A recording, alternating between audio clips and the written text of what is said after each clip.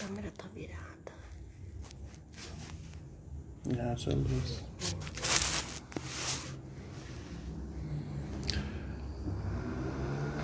Boa noite. Boa noite, queridos irmãos e irmãs. Mais uma noite que estamos aqui para falar do Evangelho, para tratar dos assuntos da alma. Nesse momento que é um momento tão importante para a nossa humanidade, que é o momento que nós reflexionamos em torno da nossa fé. Então, para abrir hoje, vamos fazer a nossa prece. Querido Deus, nós te agradecemos pela oportunidade da vida, pela bondade que é sem par na nossa existência. Rogamos que os Espíritos Consoladores e esses pensamentos benditos possam ir ao encontro daqueles que estão se despedindo dos seus entes queridos, das pessoas que estão passando por esse momento tão difícil nos hospitais, ou mesmo nos lares, ou mesmo nas dificuldades que estão inerentes ao período, que é a questão da fome, do desemprego e das dificuldades de toda a ordem, a própria solidão. Sê, Senhor, com essas pessoas e que nós, enquanto encarnados, também possamos, na medida do possível, sanar essas arestas e auxiliar a providência divina a que esses nossos irmãos possam alcançar também a consolação e o entendimento para a proposta da vida que vai para além da existência corporal e do corpo físico, para uma vida espiritual plena e própria da felicidade que nos aguarda e que não é deste mundo propriamente. Com a tua paz e a tua luz e das bênçãos da espiritualidade maior, nós pedimos que seja conosco em toda a reflexão, na falange de Francisco de Assis, na bondade infinita daquele que ama primeiro e é amado logo a seguir. Que assim seja, graças a Deus. Nosso capítulo é o capítulo Amai os vossos inimigos, e é bem pertinente, pois que todos nós temos como abordagem das nossas vidas, muitas vezes, sentir a ira, sentir cólera, sentir essa devolutiva negativa, até quando nós somos crianças, né? Às vezes nós temos aquela brincadeira, eu vou ficar de mal de você e tal. Só que diferentemente da criança, nesse ponto, nós estamos mais para manter essa raiva, manter esse sentimento negativo em relação ao nosso próximo, né? Ao nosso familiar, ao nosso amigo, aquelas pessoas que estão à nossa volta. Ao que a criança, a tendência é que a criança perdoe mais rápido, para que continue a brincadeira, para que a vida flua, que cai logo no esquecimento. Então, pagar o mal com o bem é a nossa propositura, porque o mal não é uma ocorrência nossa, quando nós não tomamos aquilo para si. O mal é uma ocorrência do outro. O outro nos faz mal. Mas nós não podemos tomar posse desse mal. No momento que eu guardo esse rancor, eu guardo a mágoa, eu guardo esse sentimento, eu guardo essa coisa que o outro direcionou a mim e tomo isso para mim e isso me faz mal. E quando eu revido, eu deixo de ser vítima e passo a ser algoz. Então nós passamos a ser inimigos, né? Quando a gente deixa de ter a posição de amigo. É claro que a pessoa que nos faz mal, que atenta contra a nossa vida, né? Essa vida corporal que temos, ou que nos expõe a situações em que nos desagrada e nos machuca e nos fere o psicológico, nos fere o espírito, nesse sentido da vivência, da convivência, nos afeta. Mas o que podemos fazer? Nós devemos seguir o nosso curso. Não podemos deixar que o outro dite como nós devemos ser. Nós devemos ser como nós somos. E o outro ser como ele deseja ser. Porque as ocorrências de cada um né? Aquilo que o outro semear, isso também ceifará. São palavras do Cristo. Então a porta ela é estreita, a escolha, né? Cada um tem a sua escolha. Um escolhe fazer o mal, e ele tem as consequências do mal que faz, das atitudes equivocadas. Essa semana, na convivência, tive um amigo que perdeu a vida por assassinato, por decisões e equívocos das suas próprias decisões, que levou ele a conviver e a ter a perda da sua vida física. Quando nós pensamos as oportunidades, né? Aquele dia que você deixa de ir ao centro, aquele dia que você deixa de orar, aquele dia que você se recolhe e deixa de atender ao necessitado, desliga o telefone, não quer saber de nada, você também faz com que a vida também faça o mesmo com você. Então a gente tem que estar aberto à bênção, mas tem que estar aberto também ao trabalho para a bênção. Essa é a propositura de Paulo, né? Não sou eu que vivo, mas o Cristo que vive em mim.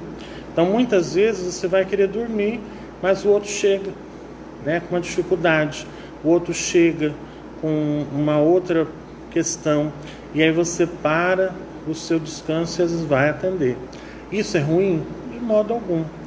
Isso é maravilhoso quando nós nos dispomos a esse trabalho. É o trabalho que o Chico se dispôs, toda vida doente, mas toda vida a serviço do Cristo, a serviço do bem. Carbachútil, toda uma vida dedicada à vida cristã. Todos os vultos, os grandes vultos da humanidade, se dedicaram a viver a eternidade da vida pela sua própria vida. A eternidade do bem, a eternidade da boa ação.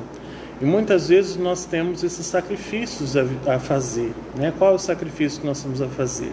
Antes, os cristãos, eles perdiam a sua vida em holocaustos, né? Hoje nós pensamos essa paixão do Cristo. O Cristo vivenciou o seu amor para com todos nós, dando a sua vida como um exemplo do que nós devemos fazer, seguir o passo, né? E hoje nós às vezes não somos conclamados a dar a nossa vida, e às vezes somos. Aquele que trabalha nessa frente dessa doença, dessa pandemia, é um exemplo disso. É uma pessoa que, lógico, tem o seu ganho, mas o risco é tão grande, e a pessoa está ali trabalhando e se permite, né? Não só esses profissionais que estão aí, às vezes a polícia, né? O policiamento que está na rua, o profissional que trabalha na alimentação da população, aquele que está trabalhando no mercado, que dobra seu turno ali para atender as prateleiras, para atender quem precisa, né? Aquele que está aí às voltas, né? Atende o familiar que está ali enfermo, muitas vezes não tem nem recursos para nada, mas se expõe à doença por amor do outro.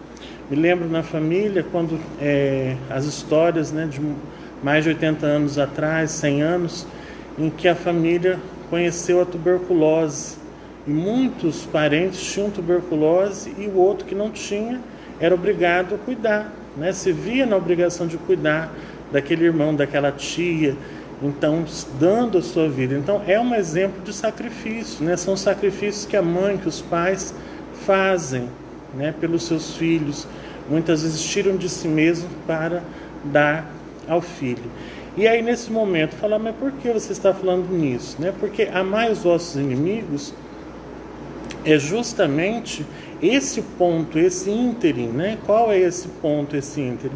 É justamente o pai e a mãe que fazem tanto sacrifício e o filho ingrato, o filho se torna aquele inimigo dentro de casa, né?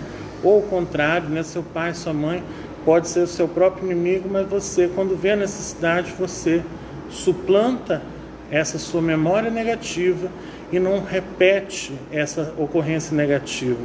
Faz o bem. E nós devemos pensar nisso, né? Faça o bem. Seja você aquele que trabalha para o bem. Lembrando que, como nós vemos a questão da reencarnação, os nossos algozes, os nossos afetos do passado estão presentes. E toda a nossa ação presente está sendo observada e avaliada por eles. Daí a nossa atitude, às vezes, de continuidade dessa inércia, né, de não fazer nada, não ajudar ninguém, não querer colaborar com nada, porque às vezes a gente não tem dinheiro realmente para dar. mas nós temos uma palavra amiga, nós temos uma oração, nós temos uma mensagem positiva. Hoje nós temos o advento da rede social, que podemos ali gravar uma mensagem rapidinho, colocar na rede social, trabalhar para a bondade, para aplacar um pouco essas dores, né? Hoje nós lembramos a literatura infantil, Hans Christian Andersen, quando ele pensa no patinho feio, na vendedora de fósforos. Quem ia pensar que naquele tempo ele mesmo passou pela dificuldade, ele utilizou as histórias para trazer aí um galardão para os contadores de história a nível mundial. E até hoje serve de modelo e exemplo para todos nós. Por quê? Porque ele mostra essa sanha da esperança, de que algo pode acontecer diferente. Você às vezes é o patinho feio, né? Parece que está tudo contra você, mas há uma expectativa, sim, há alguma coisa especial para acontecer. Aqueles que se dedicam nesse ponto, realmente você acaba conseguindo logo adiante. Por quê? Porque a felicidade não é deste mundo, mas ela começa aqui. E o Cristo, ele vem como esse grande consolador, e por isso essa mensagem de amar os inimigos, para que você não fique carregando uma cruz que não lhe pertence, né? Mas que você não entenda que muitas vezes você vai ter que auxiliar aqueles que caíram com o peso da própria cruz. Como Cristo, quando ele cai ao peso da cruz, né? Quando ele está ali, os soldados chamam Cirineu, que não tinha nada a ver com o cristianismo, que estava indo para casa, chama Cirineu, e Cirineu toma a cruz do Cristo até que o Cristo retome, né, as forças, e aí o Cirineu devolve então a cruz ao Cristo. Ou como Verônica, que seca o rosto do Cristo e tem a impressão do Cristo impressa na toalha, né, naqueles panos, né, que seria uma espécie de toalha. Então, a impressão do bem.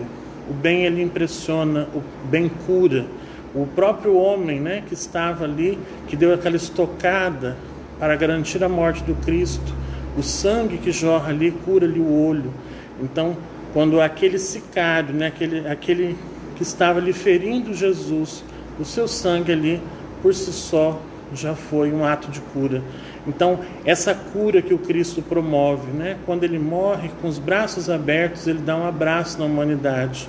Ele propõe ali o seu retorno, né, ainda fica na luz para que nós pudéssemos também nos iluminar. Então, por isso que ele fala, vós sois a luz do mundo. E para que nós sejamos a luz do mundo, nós temos que ser melhor do que os nossos inimigos. Nós temos que ser melhor do que nós mesmos somos. Hoje, eu tenho que ser melhor do que eu fui ontem. Para quê? Para a minha própria felicidade, não é por ninguém não, é por você mesmo. Você tem seu inimigo, né? Te deu um tapa na cara. Se você for revidar, muitas vezes é o tapa que você vai revidar, é o tiro depois que você leva. Então, no mundo da criminalidade tem que ser humilde, muitas vezes tem que sair com pessoas, não é o momento. O próprio Cristo, né, quando teve a expulsão dos porcos em Gadara, né, aquele momento ali, aí Pedro fica ali nervoso e tal, e ele fala, não é esse o momento. E quando chega o momento, né, que acontece ali, o momento que vai levá-lo à prisão, e vai levar a todo aquele sofrimento, é o momento. Mas mesmo assim, ele não deixa ninguém que se exima dos seus atos. Ao terceiro cantar do galo, né, o Pedro, ele 3 vezes ele é perguntado, né, você conhece Jesus? Não conheço. Então ele negou Jesus 3 vezes. Mas o Cristo, no seu retorno, ele fala assim, Pedro, Simão Pedro, tu me amas? Aí ele fala, claro que eu te amo, então apacenta as minhas ovelhas. Aí ele pergunta de novo, Simão, tu me amas? Mas Senhor, eu já disse, claro que eu te amo, então apacenta as minhas ovelhas. E uma terceira vez, como o terceiro cantar do galo, a terceira negativa, ele fala, Simão, tu me amas? Sim, Senhor, é claro que eu te amo, então apacenta as minhas ovelhas, então cuida das minhas ovelhas. E as ovelhas são teimosas, né? A gente vê que essas ovelhas são difíceis, né? Eram 100 ovelhas juntas no aprisco, faltava uma, mas é essa uma que ele vai buscar. Essa uma difícil, né? O filho difícil que às vezes a gente quer colocar para longe, mas tem que trazer para perto, porque é esse o filho que precisa de mais atenção, o outro já está auxiliado. Eurípides Barçanufo teve um irmão, e aí quando fala para a mãe de Eurípides, né? Ela chorou muito na morte do irmão, E aí, quando foi a vez de Eurípides, ela não chorou. E aí falaram assim, mas como, dona Meca, a senhora, né? Nós estávamos nesses 2 velórios, a senhora chorou um monte no velório do outro filho. E Eurípides, que era esse mensageiro do Cristo, a senhora não derramou uma lágrima. Ela falou assim, justamente por isso, porque o Cristo, Jesus, eu sabia que estava ali, Eurípides e Jesus estavam juntos, mas esse filho não estava. Então foi por isso que eu chorei, porque eu sabia que estava encrencado. Então, é esse amor, né? Amar aquele que é o difícil, a vingança é um erro, né? O duelo, esse ódio, né? Essa briga, essas chispas, né? Que a gente às vezes enfrenta uns com os outros, é um erro, é um engano. Então, nós temos que viver a vida como? Iluminando todos os atos que a gente puder. O outro fez o mal, contorna, esquece e abençoa. Isso é problema do outro, não te pertence, né? Vá contornando. Me enganou financeiramente, vá lá dar um jeito, né? Procure a justiça do jeito que for possível, trabalhe mais, né? Ninguém engana ninguém, que não se deixe ser enganado. Às vezes a gente quer colocar só a culpa no outro. O casamento não deu certo, a culpa é do outro. Não, é a culpa sua, que não analisou direito, casou errado. Eu tive um casamento, filho que não foi legal, tudo, você que devia ter estudado um pouquinho mais na educação, você podia ter sido mais enérgica, né? Às vezes a gente quer só jogar para o outro a responsabilidade, mas a sua responsabilidade também tem. Então, se você errou, procure reparar. Foi o outro que errou? Entrega isso para o outro, não é seu, né? É mais do outro do que seu. Então você tem que fazer o quê? Orar. Se eu não sei o que fazer, ora. Ora por você, pedindo orientação. Ora pelo teu algoz, a pessoa que está à tua frente, e mantenha sempre o espírito elevado, porque enquanto nós não tivermos uma fortificação espiritual, essas coisas vão continuar nos afetando e às vezes vão começar a direcionar a nossa vida. Nós não podemos nos manter à margem, nós temos que nos manter em alto mar, é o barco, né? Jesus está no barco e dá ordem, né, para que saia essa tempestade. Então, ele tem esse poder. Então, por que não confiar? A gente tem que confiar, ter certeza, mas também agir. O apóstolo Paulo fala que o Cristo vive dentro de nós. Se ele vive dentro de nós, então nós somos o corpo do Cristo. Esses dons espirituais que nós recebemos, o conhecimento que nós temos, né, muitas vezes nós podemos andar, nós podemos olhar, e a gente nunca agradeceu, ouvir, e você tem tantas oportunidades que você às vezes não dá valor, e nós temos que aproveitar. Amar os inimigos é o nosso dever. Amar sim, não quer dizer que você vai confiar, porque quem errar é humano, né? Permanecer no erro é a tolice da vida, né? Então nós temos que pensar nisso. Às vezes uma pessoa te enganou, né? Te deu os canos lá, como diz o nordestino, né? Me deu os canos, fulano. Então fazer negócio com ele não é uma coisa legal, né? Tem que ser só à vista.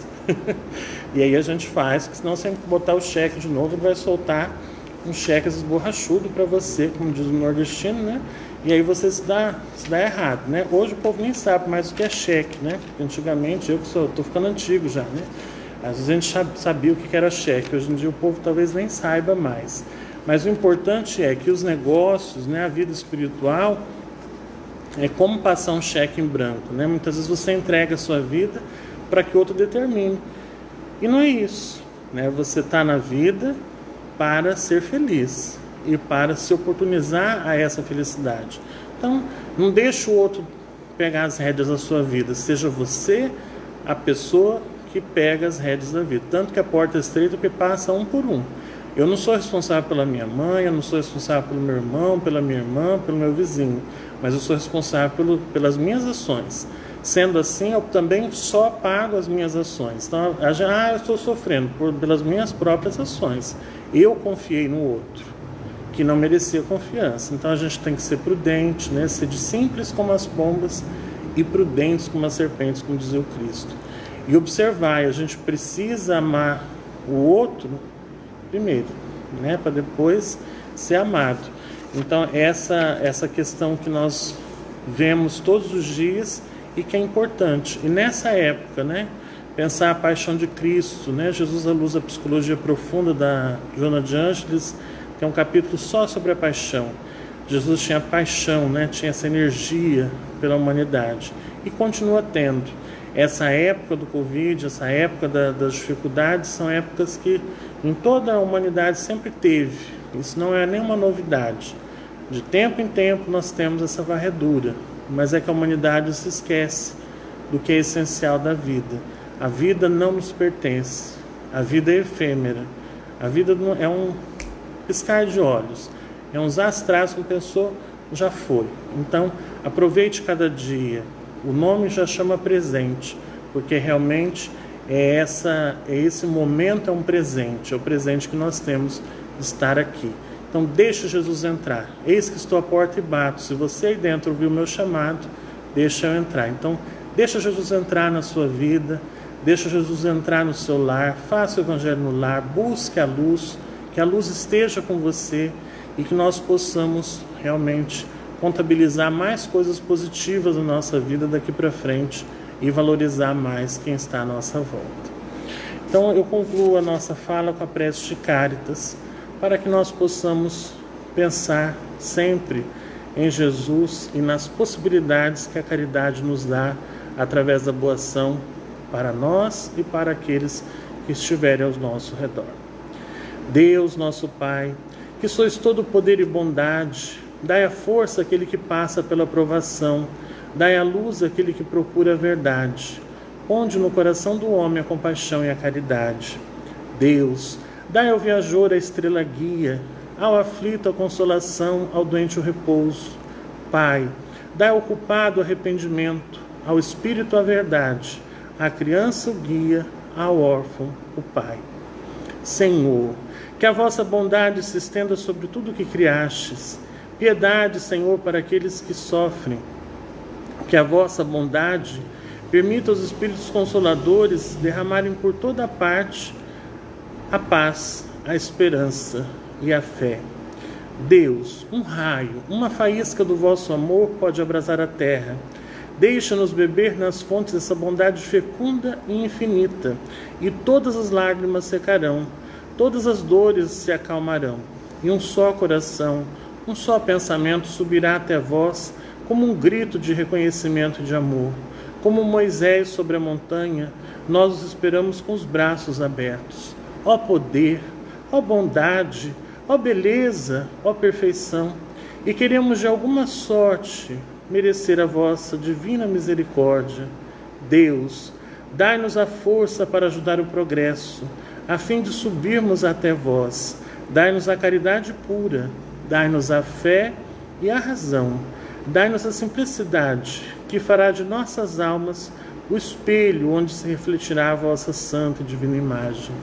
Que Jesus, o nosso mestre por excelência, e o nosso querido mentor espiritual, Francisco de Assis, possa realmente nos inspirar esses dias e nós possamos compreender o sentido mais profundo da sua paixão e o sentido mais profundo que é da vivência, que é morrendo que se vive para a vida eterna, mas que antes de morrer é preciso viver o Cristo e que o Cristo possa, como o apóstolo Paulo nos disse um dia, viver através de nós.